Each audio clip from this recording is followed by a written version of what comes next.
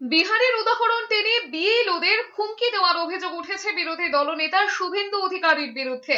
সেই সংক্রান্ত ভিডিও পাঠিয়ে নির্বাচন কমিশনে নালিশ জানিয়েছে তৃণমূল দলের রাজ্য সাধারণ সম্পাদক অরূপ বিশ্বাস। শুভেন্দু অধিকারীর বিরুদ্ধে অভিযোগের ব্যাখ্যা করে রাজ্যের মুখ্য নির্বাচনী আধিকারিকের দপ্তরে চিঠি লিখেছেন। অবিলম্বে শুভেন্দুর বিরুদ্ধে পদক্ষেপের অনুরোধ জানানো হয়েছে। সেই সঙ্গে আর কেউ যাতে আগামী দিনে নির্বাচনের কাজের সঙ্গে যুক্ত কোনো সরকারি কর্মীকে ভয় দেখাতে না পারেন তা নিশ্চিত করতেও বলা হয়েছে। কমিশনকে দেওয়া চিঠিতে অরূপ বিশ্বাস লিখেছেন, ভোটার তালিকার অখণ্ডতা রক্ষার দায়িত্ব যে সমস্ত সরকারি কর্মীকে দেওয়া হয়েছে, খুব পরিকল্পিতভাবে তাদের ভয় দেখানো হচ্ছে। বিষয়টিকে গুরুত্ব দিয়ে দেখা না হয় তবে এ রাজ্যে অবাধ স্বচ্ছ নির্বাচন সম্ভব নয়।